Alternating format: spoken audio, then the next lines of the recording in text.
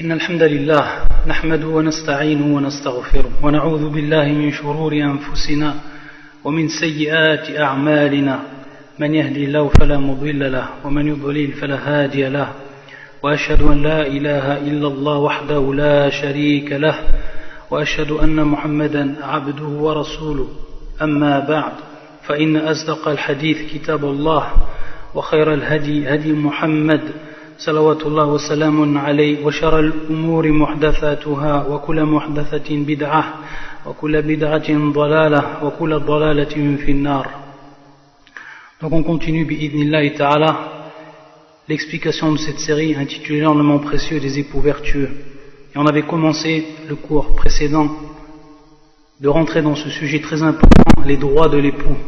Et on avait entamé et on avait présenté ce sujet par des hadiths du prophète sallallahu alayhi wa sallam nous montrant l'importance qu'a donné l'islam au droit de l'époux, bien entendu envers son épouse ou par rapport à son épouse.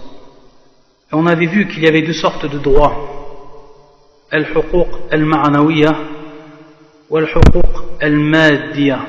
On avait vu donc que le premier ou les premiers droits ou la première sorte de droit, c'était ce qui est en relation avec l'idéal, le moral, tout ce qui n'est pas matériel, donc immatériel. Et le deuxième type de droit, al-maddi, c'est celui qui est matériel. On est toujours donc dans cette première catégorie.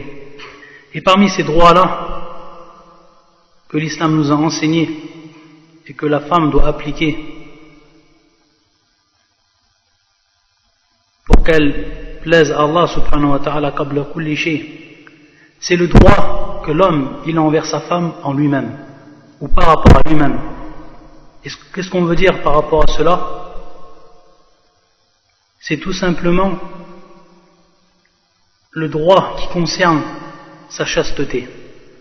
Lorsque l'homme il s'est marié avec sa femme, parmi les causes de ce mariage, c'est qu'il se protège de la fitna, c'est qu'il se protège du haram, de tomber dans le haram. Et donc il protège par rapport à cela sa chasteté. Et c'est pour ça que le prophète sallallahu alayhi wa sallam, dans ce hadith authentique rapporté par l'imam al-Bukhari et l'imam Muslim, cette parole qui nous prouve l'importance du droit de l'homme par rapport à sa chasteté, c'est-à-dire qu'il préserve sa chasteté.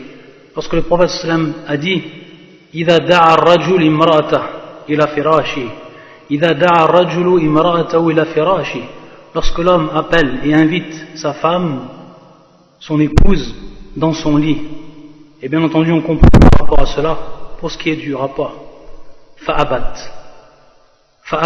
c'est-à-dire qu'elle refuse, elle s'y refuse, donc elle s'y refuse à ce rapport. fa'abat an taji لعنتها الملائكة حتى تصبح لعنتها الملائكة حتى تصبح. Qu'est-ce qui se passe à ce moment-là? Alors c'est une malédiction qui tombe sur elle, c'est-à-dire que al-malaïka, les anges qui sont les êtres les plus rapprochés d'Allah Azza wa Jal, à ce moment-là ils vont invoquer contre elle. Et de quelle manière? Bil-la'na, c'est-à-dire par la malédiction. Ils vont invoquer contre elle par la malédiction. La'anatha al-malaikatu hatta tusbih, jusqu'à que la matinée vienne. Donc durant toute cette nuit où cette femme s'est refusée à son homme, alors elle est sous la malédiction et sous l'invocation de la malédiction des anges. Wallah al-musta'an. Et dans ce hadith, qu'est-ce qu'on va en déduire? On va d'abord en déduire la preuve que la femme doit obéir à son mari. Et le degré d'importance qui va être le plus élevé par rapport donc à ce droit, c'est ce qui va concerner, comme on l'a vu la dernière fois, les obligations religieuses. Lorsque l'homme il oblige sa femme à une obligation qui est religieuse, alors cette obligation va avoir un caractère qui est encore plus élevé, qui est plus important dans le degré de l'obligation. Ça c'est la première, c'est-à-dire les obligations religieuses. Et le deuxième donc point, c'est donc le droit en ce qui concerne sa chasteté et sa propre personne. Et on le voit de par ce hadith du prophète sallallahu alayhi wa sallam. Bien entendu, les savants ont fait exception pour ce qui est de l'excuse, c'est-à-dire lorsque la femme elle a une excuse, que ce soit une excuse qui est valable par rapport au shar, par rapport à la législation, comme par exemple al-marad, comme par exemple la maladie. Alors dans ce cas-là, bien entendu, elle ne rentre pas dans ce hadith. Mais, comme le rappellent beaucoup de savants, c'est qu'elle doit faire ressentir à son homme, à ce moment-là, c'est-à-dire qu'elle lui fasse passer le message de la meilleure des façons, et avec douceur, jusqu'à qu'elle lui fasse comprendre que ce refus, ce n'est pas à cause d'elle. Donc elle se refuse, impose. Dans ce cas-là, bien entendu, ça ne rentre pas dans le hadith. Également par rapport au droit que l'homme il a par rapport à sa femme, c'est qu'elle ne peut sortir qu'avec la permission de son mari. Et cela on va le comprendre d'un hadith du prophète sallallahu alayhi wa sallam, hadith de Ibn Omar, qui est un hadith muttafaqun alayhi, rapporté par l'imam al-Bukhari et l'imam Muslim. يقول النبي صلى الله عليه وآله وسلم إذا استأذنت امرأة أحدكم إلى المسجد فلا يمنعها. Qu'est-ce qu'il veut dire ce hadith? Lorsque la femme, le prophète sallallahu alayhi wa sallam nous dit, lorsque la femme d'entre vous demande la permission donc pour qu'elle aille à la mosquée, ila al-masjid, fala yamna'a, alors qu'il ne l'empêche pas d'y aller. Qu'est-ce qu'on va comprendre?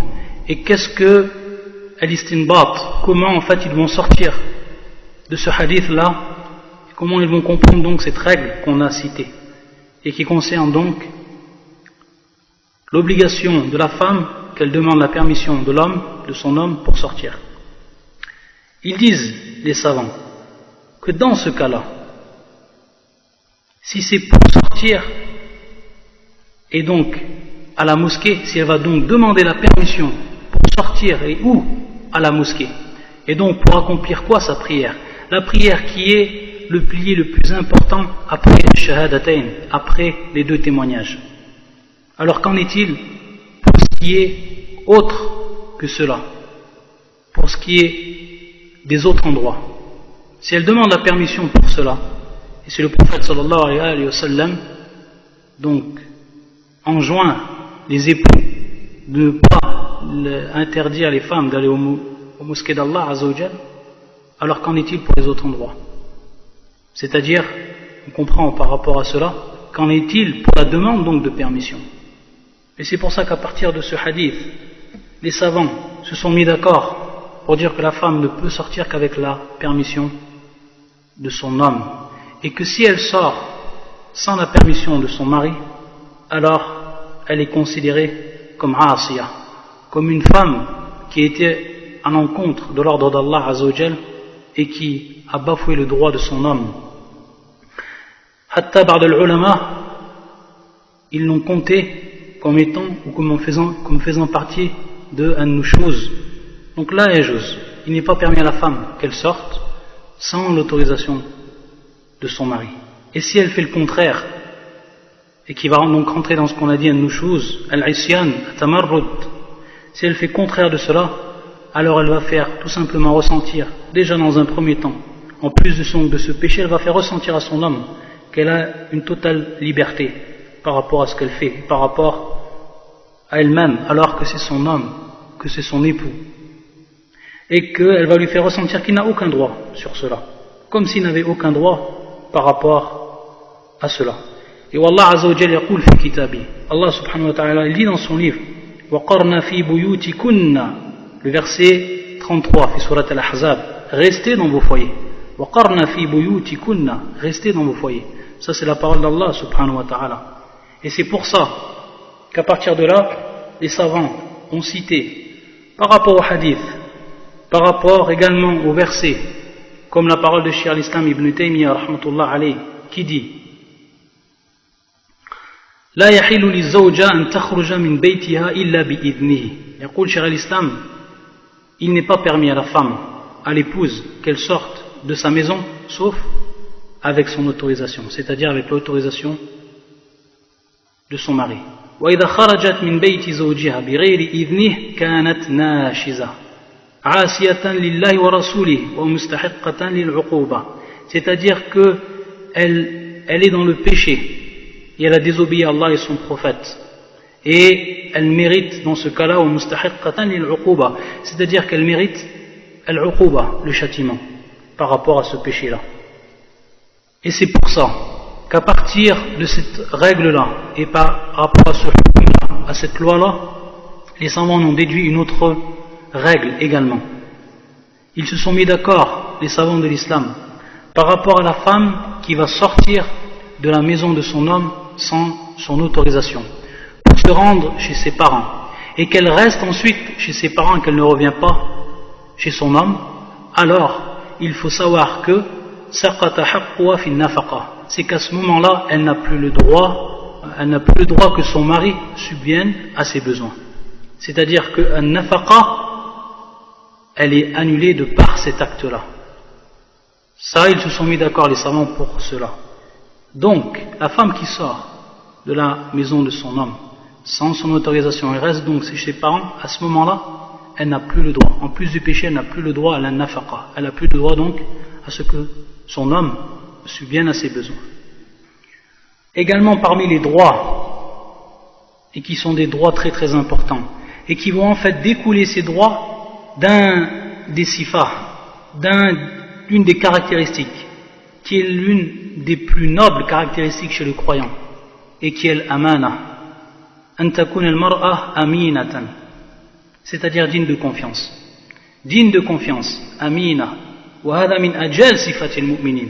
Ça fait partie des caractéristiques ou des plus nobles caractéristiques des croyants. Al-amana, c'est-à-dire le dépôt de confiance. An takun amina, digne de confiance. Digne de confiance sur plusieurs points. C'est-à-dire que cette amana, elle va se manifester, elle va impliquer également plusieurs points. Le premier point, c'est ce qui concerne le fait de faire rentrer une personne étrangère dans sa maison. Et bien entendu ici le maqsoud, c'est-à-dire un homme étranger dans sa maison. Ça, il n'est pas autorisé. Et c'est pour ça que le prophète sallallahu alayhi wa sallam, fi khutbati hajjat al-wada', lorsqu'il a fait donc la khutbah durant le hajj, qui donc était le hajj de l'adieu, le pèlerinage de l'adieu, lorsqu'il a exhorté les musulmans, parmi ce qu'il a dit, cette parole-là, وَلَا يُطِئْنَا فُرُوشَكُمْ أَحَدًا تَكْرَهُونَ أَوْ مَنْ تَكْرَهُونَ, c'est-à-dire, et بمعنى أو المقصودنا بالفراش البيت, c'est-à-dire donc la maison. Donc il n'est pas permis à la femme de faire rentrer ceux que l'on déteste, ceux que l'on n'a donc pas agréés. Donc ça c'est interdit pour la femme. Et ça fait partie des droits de l'homme qu'il a sur sa femme, qu'elle ne fasse pas rentrer, sauf celui dont il lui a donné la permission. Et bien entendu, on peut se poser la question comment une femme peut faire rentrer un homme qui est étranger chez elle. Ça bien entendu ça peut arriver, c'est-à-dire en présence de ses enfants, que lorsqu'une personne vient, elle la fait rentrer, bien entendu dans une autre pièce, en entendant par exemple son homme, etc. Ça ça peut arriver, sans qu'il n'y ait un acte en lui-même qui va être interdit. Mais l'acte qui va être ici interdit, c'est le fait qu'elle l'a fait rentrer sans la permission de son homme. Par contre, s'il y avait eu la permission, alors dans ce cas-là, ça ne va pas rentrer dans ce qui est non autorisé. Donc dans ce hadith du prophète sallallahu alayhi wa sallam, on va comprendre, et ça c'est une condition donc, que personne ne doit rentrer dans la maison, bien entendu en absence de l'homme, celui dont il n'a pas agréé, celui dont l'homme n'a pas agréé. Et ça fait partie bien entendu de l'amana. Ça va rentrer dans l'amana, dans ce dépôt. Et la femme doit être digne de confiance par rapport à cela. Amina. Et bien entendu, ce qui pourrait découler de cet acte-là, et qui serait une très grave conséquence, c'est-à-dire le fait d'avoir une très mauvaise pensée par rapport à cette femme-là. Et le fait que l'homme il rentre chez lui et qu'il trouve donc un homme dont il n'accepte pas qu'il lui rentre, cela bien entendu va créer de gros problèmes. Et c'est une chose que tout le monde sait et que tout le monde s'imagine. Sous al-dhan. Et donc ça peut avoir de très graves conséquences par rapport à la vie du couple. Donc c'est parce que la femme, il faut qu'elle soit très prudente par rapport à ça, qu'elle ne désobéit pas et qu'elle entretient ce droit comme il se doit. Une question qui va se poser par rapport à cela. Le fait que l'homme, il va interdire à sa femme de faire rentrer son homme, de faire rentrer Arfan son père ou son frère. Son père ou son frère. Qu'est-ce qu'elle doit faire la femme dans ce cas-là? Si l'homme, dans son foyer, il interdit à sa femme de faire rentrer dans sa maison son père, donc le père de la femme, ou son frère, qu'est-ce qu'il doit faire à ce moment-là? Ou qu'est-ce qu'elle doit faire à ce moment-là? Dans un premier temps, il faut savoir que cet acte-là est un acte de désobéissance. Et la personne rentre dans le péché, et un des grands péchés. Pourquoi? Parce qu'il va être directement la cause de ce qu'on appelle qati'atul rahim, c'est-à-dire que il va être la cause du fait de couper les liens de parenté. Allah al-musta'an. Donc ça c'est un péché.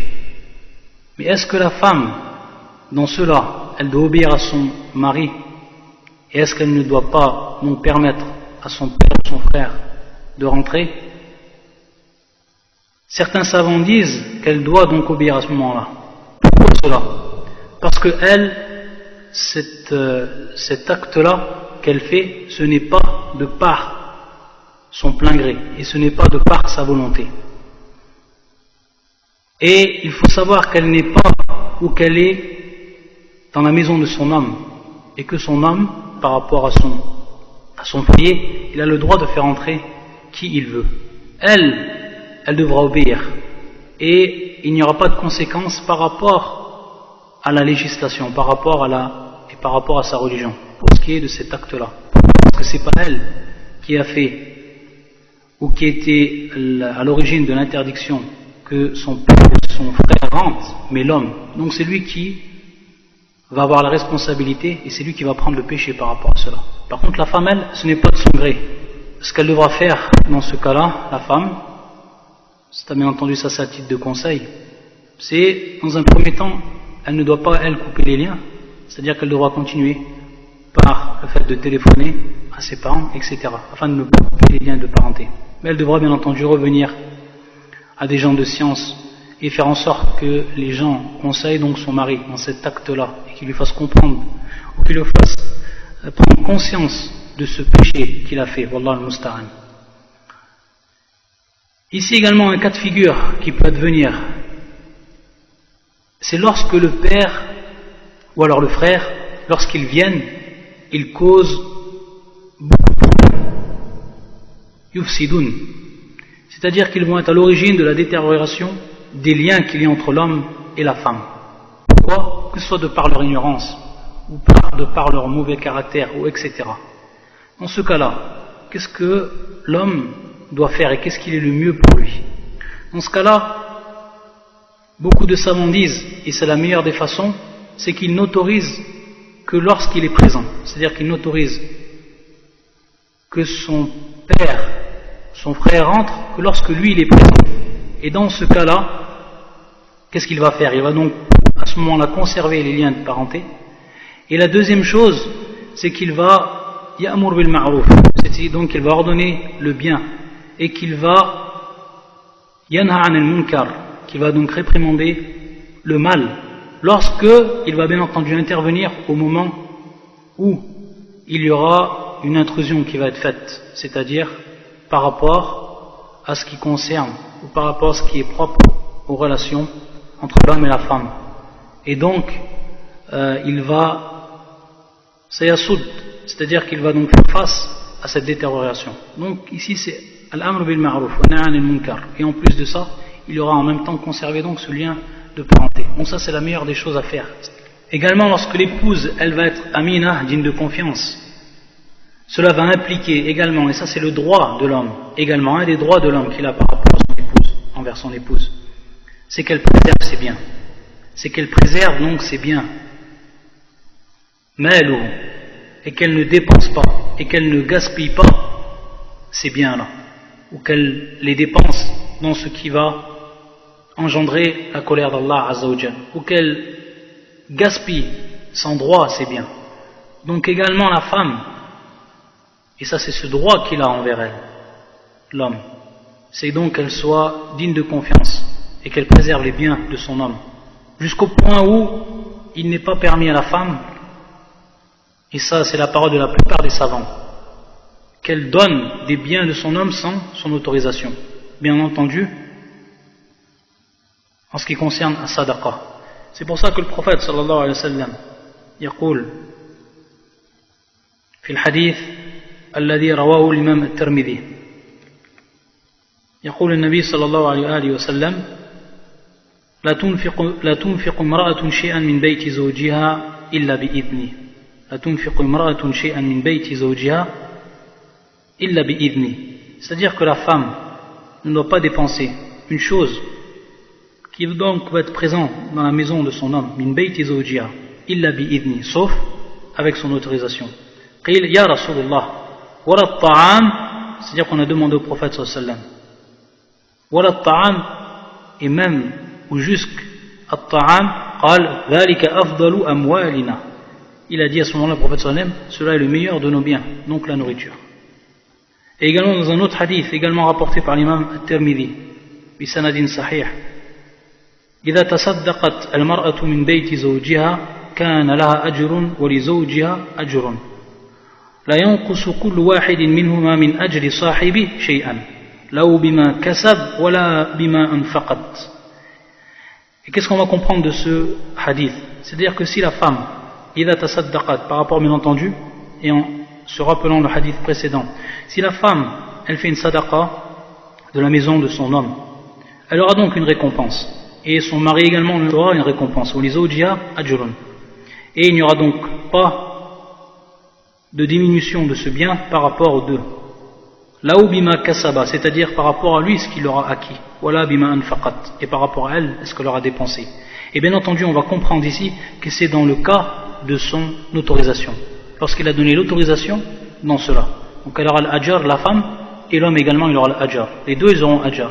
Elle parce qu'elle aura anfaqat, c'est-à-dire par rapport à ce qu'il leur a donné, et par rapport à lui ce qu'il aura, bien entendu, acquéri comme bien, par rapport donc à cette nafaqa, ou par rapport à cette sadaqa. Et bien entendu, en revenant au hadith précédent, on comprend que c'est uniquement avec son autorisation. Donc on voit, de manière encore plus générale, il n'est pas permis à la femme qu'elle gaspille les biens de son homme. Et c'est pour ça que le prophète sallallahu alayhi wa sallam, lorsqu'on lui a demandé, dans ce hadith qui est rapporté par l'imam An-Nasa'i, bisanadin sahih, lorsqu'on lui a demandé quelle est la meilleure des femmes, quelles sont les meilleures des femmes, Souila Rasulullah sallallahu alayhi wa sallam, nisa, qu'est-ce qu'il a répondu? Qu'est-ce qu'il a répondu le prophète sallallahu alayhi wa sallam en ces quelques phrases, en ces quelques mots? Il a dit allati tuti'u idha amar, celle qui va lui obéir lorsqu'il lui ordonne. Allati tuti'u idha amar wa tasurru idha nadhar, elle le satisfait et donc elle lui embellit les yeux lorsqu'il la regarde. Wa tasurru idha nadhar wa tahfazuhu fi nafsiha wa malihi wa tahfazuhu fi nafsiha wa malihi, et elle préserve ou elle se préserve en elle-même, donc ça on va y revenir, wa malihi, et également elle préserve donc les biens de son homme. Ça c'est la meilleure des femmes, et ça c'est le droit que l'homme il a envers sa femme, qu'elle préserve donc ses biens. Et lorsqu'on voit ce hadith du prophète sallallahu alayhi wa sallam, wa tahfazuhu fi nafsiha, également on va comprendre dans ce sens-là qu'elle va se protéger, et qu'elle va donc protéger à ce moment-là l'honneur de son homme. Et bien entendu ici on va comprendre qu'elle ne le trompe pas, et quel est le pire des péchés, et quel est le pire des actes que la femme qui va tromper son homme, wallah al-musta'an, cette femme-là qui va rompre le pacte entre elle et Allah, car Allah Azza wa Jal lui a donné cette fonction de femme, cette fonction d'épouse, et Allah Azza wa Jal subhanahu wa ta'ala, il lui a confié donc cette tâche-là en étant une épouse, et en faisant le pire en trompant son homme, alors elle a rompu ce pacte. Wallah al-musta'an. Elle a entaché ird al-rajul, c'est-à-dire son honneur. Et quelle est la pire des choses? Quelle est la pire des choses? Que l'honneur de l'homme soit bafoué de par sa femme et de par cet acte-là. Wallah al-musta'an. Donc de par son honneur, bafouer son honneur, ird al-rajul. Et également, il y a tufsid, dhurriyat al-rajul. Et également, elle va détériorer sa descendance. Car s'il advient ce qu'il advient au moment où elle trompe son homme, alors automatiquement, il y a kha'ina. Non seulement il y a kha'ina fi irdihi, wa kadhalik fi dhurriyatihi. Et peut-être qu'il viendra à ce moment-là un enfant qui ne sera même pas de lui. Un enfant qu'il va nourrir, un enfant qui va hériter de lui alors qu'il n'est pas de lui. Wallah al-musta'an. Et qu'est-ce qu'il y a de pire après cela? Qu'elle craigne Allah subhanahu wa ta'ala d'ouvrir les portes de cette tentation. Et qu'elle fasse tout pour fermer toutes les portes de cette tentation. Et encore plus de nos jours, et encore plus de notre temps, où les portes sont si faciles à ouvrir, mais si difficiles à fermer. Wallah al-musta'an. Et donc ça c'est un droit qui est également fondamental et capital, qu'il a par rapport à sa femme. C'est-à-dire donc qu'elle protège son honneur, l'honneur de l'homme, et qu'elle se protège, elle, de tomber dans cet acte. Et c'est pour ça qu'Allah subhanahu wa ta'ala, dans son Coran, dans son livre, Athna ala al-mu'minat as-salihat, il a fait l'éloge, Allah subhanahu wa ta'ala, des femmes pieuses, lorsqu'il a dit فَالصَّالِحَاتُ قَانِتَاتٌ حَافِظَاتٌ لِلْغَيْبِ بِمَا حَفِظَ اللَّهِ. فَالصَّالِحَاتُ, les femmes vertueuses, قَانِتَاتٌ, c'est-à-dire obéissantes. Et obéissantes envers qui? Envers leur mari. Qanitatun hafizatu lil ghayb bima hafiza Allah. Et protège ce qui doit être protégé, que ce soit les biens, que ce soit l'honneur de l'homme, et qu'elle se protège donc en elle-même. Pendant donc, est-ce qu'on comprend, lil ghayb, pendant l'absence de leur époux, bima hafiza Allah, avec la protection d'Allah subhanahu wa ta'ala, avec la protection d'Allah, bima hafiza Allah. Et donc à ce moment-là, lorsque la femme, elle demande la permission pour sortir, qu'elle soit donc sadiqa, c'est-à-dire qu'elle soit sincère, ou amina par rapport à elle, c'est-à-dire turaqibullah, et qu'elle surveille donc, qu'elle se surveille par rapport à Allah azza wa jal, wa tahfir ird al-rajul, c'est-à-dire qu'elle protège donc l'honneur de son homme, et qu'elle doit être donc des plus prudentes par rapport donc à ces tentations. Également parmi les droits, et qui rentrent également dans cette amana, et qui vont concrétiser à partir de là, lorsqu'ils sont appliqués ces droits-là donc, amanatul mar'a, wa antakun amina, c'est que tahfab asrar az-zawj, c'est-à-dire qu'elle protège, qu'elle préserve les secrets de son mari, asrar az-zawj, wal umur al-khassa bih, c'est-à-dire également les affaires qui sont propres à lui, fi a'malihi, fi aqwalihi, fi tasarrufat, etc. C'est-à-dire donc qu'elle doit protéger les secrets de son homme, parce qu'elle va voir des choses que personne ne pourra voir sinon elle, et elle va entendre des choses que personne ne peut entendre sinon elle, des choses qui sont propres et qui sont des secrets entre lui et elle. Et donc ça c'est un droit qu'il a par rapport à elle, c'est-à-dire donc qu'elle ne dévoile ces secrets-là, et si elle le fait, faya kha'ina. Et parmi les erreurs que l'on peut voir dans les épouses qui font cela, c'est lorsqu'il arrive une dispute entre l'homme et la femme, et qu'elle va vers sa famille, qu'est-ce qu'elle va faire à ce moment-là? Elle va dévoiler tous ses défauts, tous les défauts de l'homme, même jusqu'à rentrer dans ses secrets, dans des choses qu'on ne doit dévoiler et que l'on doit protéger. Il y a même parmi les savants qui disent que ça fait partie des grands péchés. Il y en a khiyanatul amana, cette grande amana, cette grande responsabilité, et ce dépôt qui a été placé dans la femme lorsqu'elle a eu donc accès à ces secrets-là. Et donc il n'est pas permis à la femme, sauf bien entendu fi halal darura, dans un cas qui est de l'ordre de la nécessité, que ce soit amrun shar'i, c'est-à-dire une affaire qui est en relation avec le din, kulli hal, il n'est pas permis sauf en cas de nécessité. Et une nécessité bien entendu approuvée par le din, approuvée par la religion. Ça c'est pour al-huquq al-ma'nawiyya. Wal-an al-huquq al-maddiyya, c'est-à-dire donc les droits qui ont attrait au matériel. Lorsqu'on parle des droits matériels ou du droit matériel, naqsid bih, qu'on va désigner par cela al-khidma. Ce qu'on appelle bien entendu al-khidma, c'est ce que va présenter la femme à son homme comme service. Que ce soit de façon générale, qu'elle lui fasse, qu'elle lui prépare sa nourriture, qu'elle lui lave ses habits, qu'elle nettoie et tient propre sa maison. Ça rentre de façon générale et d'autres choses encore dans ce qu'on appelle al-khidma. Et bien entendu, lorsqu'on parle de al-khidma et comment va être ce service-là, on va revenir tout simplement à ce qu'on appelle al-ma'rouf. Al-ma'rouf. C'est pour ça qu'Allah Azza wa Jal, dans un des versets qu'on avait déjà cité, expliqué, lorsqu'il dit subhanahu wa ta'ala, وَلَهُنَّ مِثْلُ الَّذِي عَلَيْهِنَّ بِالْمَعْرُوفِ. On avait expliqué que ce verset-là voulait dire tout simplement que la femme, comme elle a des devoirs, elle a également des droits. Et que l'homme également, comme il a des droits, il a également des devoirs. Et Allah Azza wa Jal قال بالمعروف بالمعروف. Donc al-ma'rouf, ce terme-là, c'est ce qui revient donc à l'urf.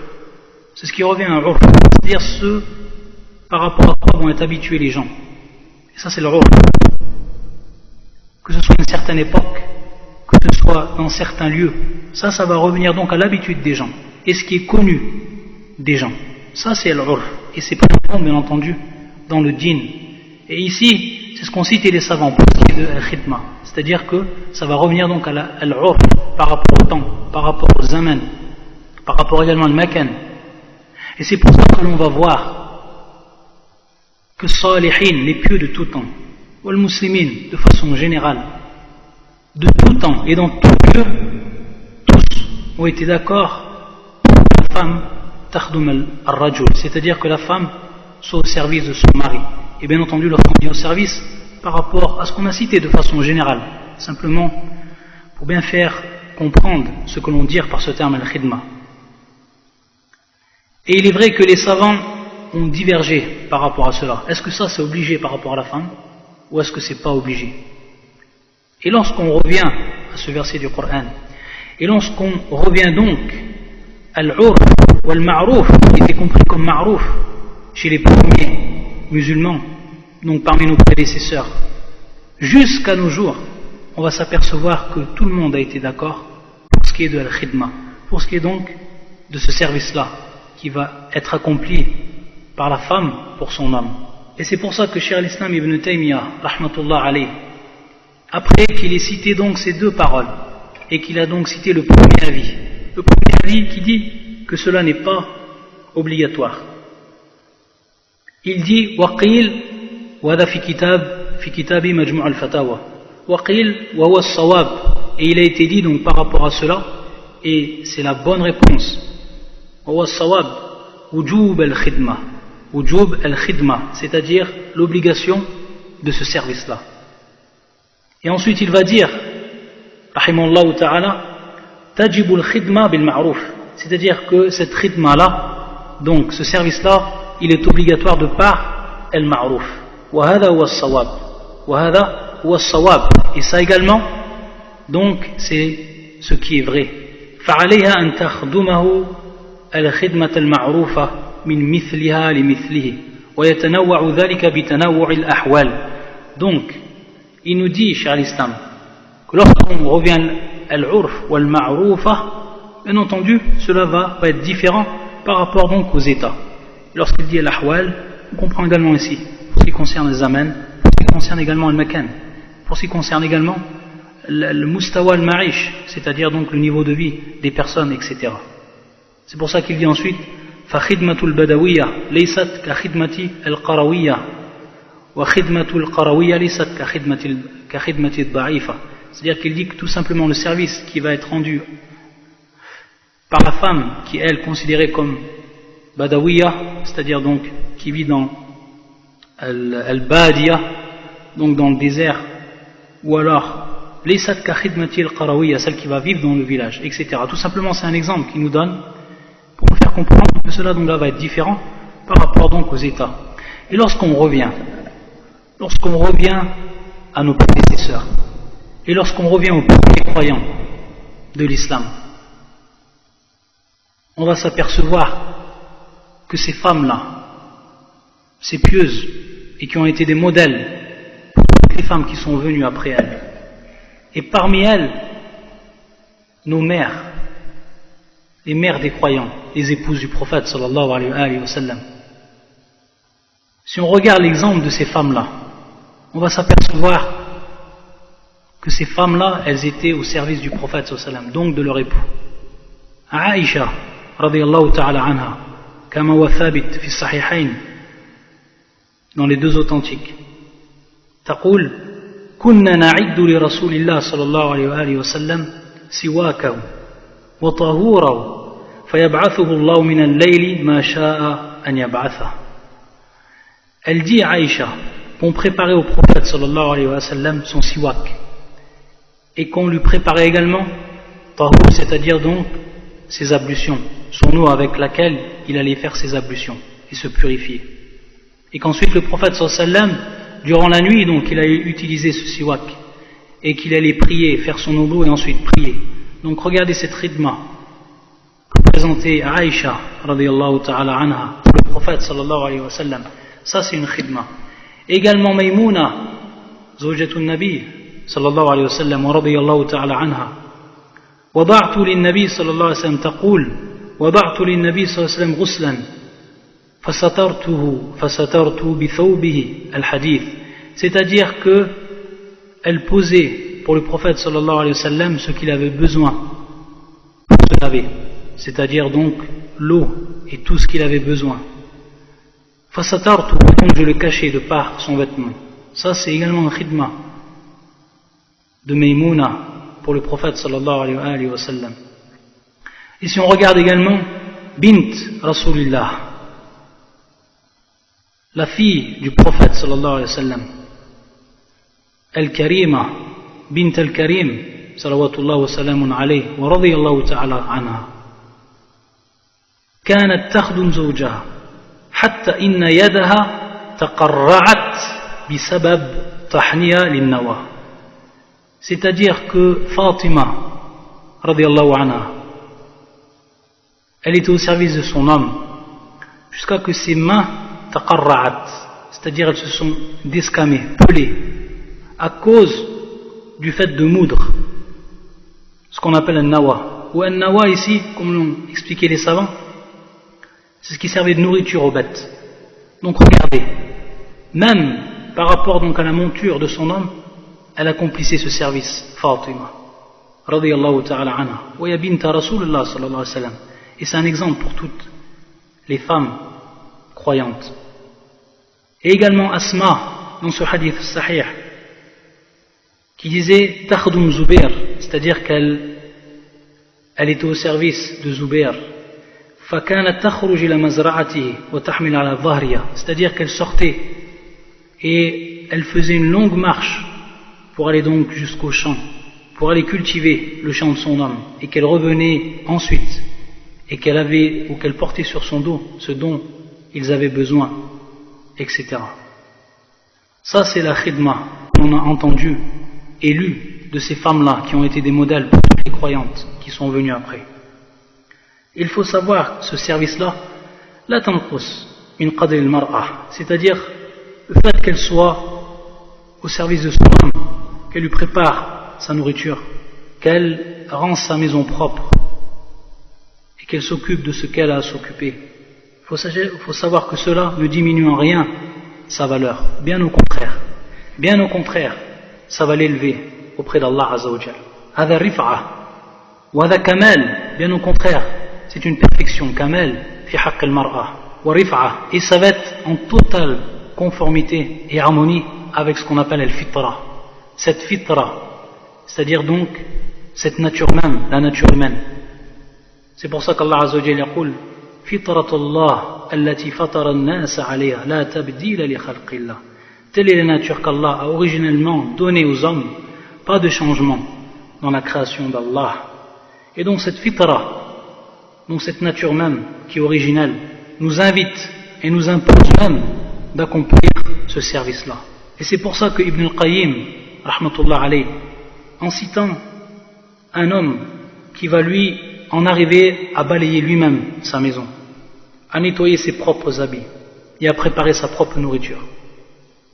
Là, au moment où la femme aura délaissé cette même fitra et donc aura abandonné et délaissé cette maison, il dit فَذَلِكَ وَالْمُنْكَرُ. Il dit فَذَلِكَ وَالْمُنْكَرُ. Ceci donc est le mal même. فَذَلِكَ وَالْمُنْكَرُ. Wallah al-musta'an. Et quand sera-t-il si la femme délaisse cette rythme, si elle délaisse donc ce service-là? L'homme, après sa journée de travail, il va revenir chez lui. Il trouvera une maison complètement délaissée, une maison non propre, sale, de la nourriture qui ne sera pas prête, des habits qui ne seront même pas lavés, etc. Comment va être l'état donc de cet homme-là? Comment il va accepter cela? Comment peut-il accepter cela? Et comment puisse donc cette vie conjugale continuer? C'est quelque chose qui ne sera pas possible. La yumkin, c'est-à-dire il n'est pas possible que l'homme puisse vivre et accepter cela. Donc, pour ce qui est de cette rythme-là, il faut savoir que la femme, également ça c'est un point qui est important, il faut savoir que la femme elle fait cela.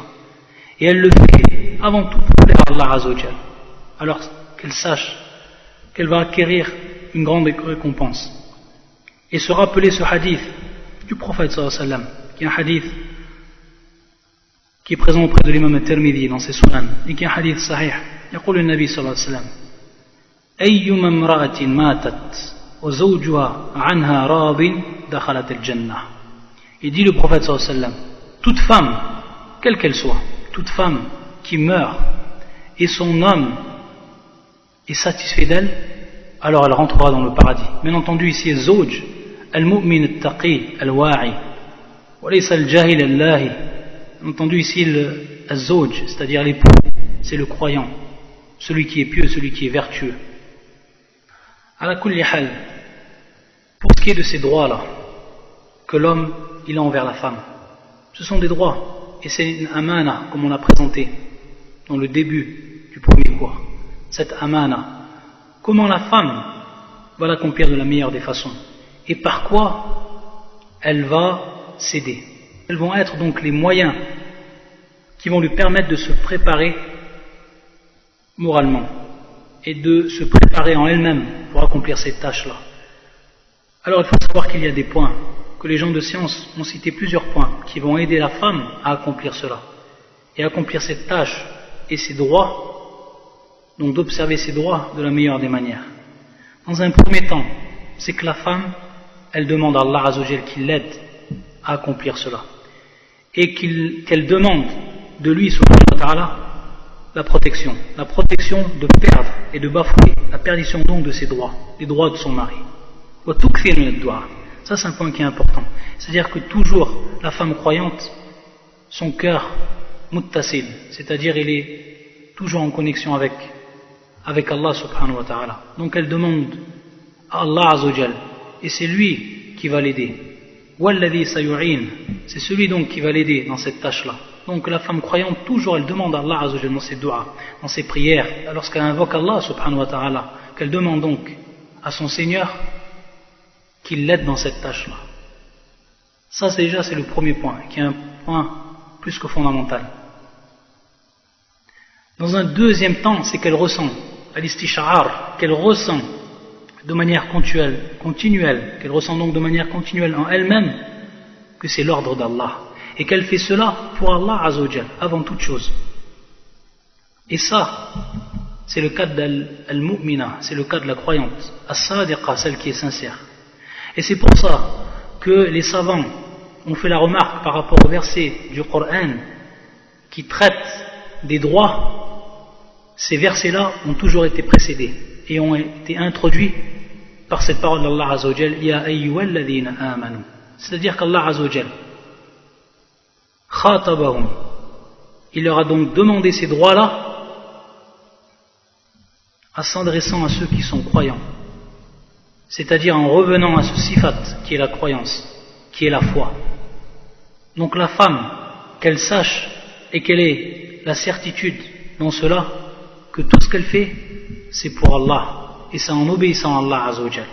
Et donc ça va induire en troisième point qu'elle n'attende rien de son mari en récompense, mais qu'elle fasse cela et que son but suprême soit la satisfaction d'Allah Azza wa Jal. Wa hadhi al-mukhlisa, c'est celle qui a une pure sincérité envers Allah Azza wa Jal. Et c'est elle qui va être la plus apte à accomplir ces droits-là et de la meilleure des manières. Al-mu'mina est celle qui est mukhlisa, et celle qui fait cela pour la satisfaction d'Allah Azza wa Jal. Tu la vois, cette vraie croyante, c'est celle qui va accomplir de la meilleure des façons ou de la meilleure des manières les droits par rapport à son homme. Elle ne fait pas cela uniquement pour plaire à son homme, mais avant tout pour la satisfaction d'Allah Azza wa Jal. Ça, c'est ce qu'il y a dans son cœur et c'est ce qui va ressortir de par l'acte de ses membres.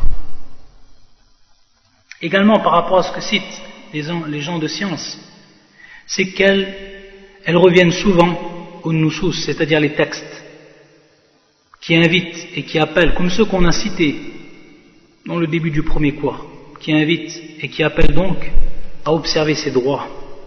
Et également un point qui est important, donc que ce soit le nusus, que ce soit dans le Coran ou la Sunna, et également que la femme croyante, elle lise donc la lecture de la vie des sahabiyat, des meilleures de ces femmes-là, de cette communauté, les sahabiyat, comment elles ont vécu et quels ont été leur comportement par rapport à leurs hommes, envers leurs maris. Et sahabiyat également des salafs, c'est-à-dire donc des pieuses, de celles qui ont précédé, des femmes pieuses. Et également un point qui est important et que la femme devra toujours observer, c'est husn al-nadari fil awaqib al-hamida min masalih ad-dunya wad-din ou min ad-din wad-dunya. C'est-à-dire que la femme, elle a une réflexion qui soit mûre et posée sur les conséquences fructueuses concernant donc les intérêts de son din et également de sa dunya. Car elle sait, la femme, que si elle accomplit ces devoirs-là et ces droits de la meilleure des façons, alors elle sait qu'elle va obtenir dans son foyer le bonheur, elle va obtenir la croyance, elle va même devenir un modèle pour les autres, un modèle pour les autres croyants et les croyantes. Et non. Donc elle regarde cela, husnul nazar fil awaqib al-hamida min masalih ad-din wa ad-dunya. Donc elle regarde plus loin et qu'elle sache à travers donc l'observation et l'accomplissement de ses droits qu'il va en découler le bonheur de son foyer et la réussite dans sa vie familiale. Et ça, c'est une des grandes et des plus grandes réussites et un des buts de la croyante dans cette vie d'ici-bas. Et bien entendu, le contraire, qu'elle se rende compte et qu'elle réfléchisse et qu'elle observe que si elle va à l'encontre de ces droits-là, alors automatiquement c'est tout un foyer qui s'effondrera, automatiquement. Et il n'y aura pas de réussite dans sa vie conjugale. Et est-ce que la femme, elle réussit lorsqu'elle perd cela? Est-ce qu'elle réussit, la croyante, lorsqu'elle perd cela dans cette vie d'ici-bas? Il va même en arriver, et ce sera la pire des conséquences, dans beaucoup de cas, at-talaq, c'est-à-dire donc le divorce. Le divorce. Et c'est pour ça que même, on va s'apercevoir, dans la sunna du prophète sallallahu alayhi wa sallam, dans un hadith du prophète sallallahu alayhi wa sallam, pour nous faire comprendre l'importance de cela, et que la femme doit tout faire pour que son foyer soit géré de la meilleure façon, en observant ses droits. Écoutez cette parole du prophète sallallahu alayhi wa sallam, dans un hadith qui est authentique, rapporté par l'imam Ahmed, l'imam al-Tirmidhi et d'autres encore. يقول أيما امرأة طلبت من زوجها الطلاق من غير بأس فحرام عليها رائحة الجنة. Il dit le prophète sallallahu alayhi wa sallam, n'importe quelle femme, quelle qu'elle soit, et qui demande à son mari at-talaq, c'est-à-dire donc le divorce, min ghayri ba'sin, sans donc quelque chose qui va l'inciter à cela, une chose donc qui va être valable par rapport donc au din, min ghayri ba'sin, fa haramun 'alayha ra'ihatul jannah, c'est-à-dire que il va lui être interdit l'odeur du paradis, donc elle ne rentrera donc au paradis de par ce hadith. ayyuma imra'a talabat min zawjiha at-talaq min ghayri ba's fa haramun 'alayha ra'ihatul jannah, wallahu al-musta'an. Et également un dernier point que l'on cite, et qui est un point également important, c'est de ne pas laisser entrer dans ces affaires, c'est-à-dire les affaires qui sont propres, ces affaires qui sont propres entre elle et son épouse, autrui, qu'elle ne laisse pas entrer donc dans ces affaires autrui, abadan, et qu'elle ne parle pas de ce qui advient entre elle et son mari, et qu'elle ne cite pas tous les problèmes devant ceux qui vont bien au contraire. À ce moment-là, en profiter et rentrer et ouvrir cette porte-là pour détériorer et pour être donc la cause de la détérioration des relations conjugales. Et combien de gens, et combien de femmes ont détérioré leurs relations de par autrui, lorsqu'elles ont rentré et laissé une ouverture à autrui de s'infiltrer dans leur vie privée. Ça, c'est également un des sabab, une des causes qui font que la femme, dans beaucoup de cas, elle va délaisser les devoirs. Combien de gens, combien de femmes sont en réalité des mauvais conseillers? Donc ne laisse jamais rentrer autrui dans tes affaires personnelles. Ça également, c'est un point qui est très très important et que la personne doit prendre en considération. وهذا أدعى لسلامتها. نسأل الله العظيم رب العرش الكريم أن يعصمنا من الزلال وأن يوفقنا في القول والعمل. سبحانك اللهم وبحمدك أشهد أن لا إله إلا أنت أستغفرك وأتوب إليك.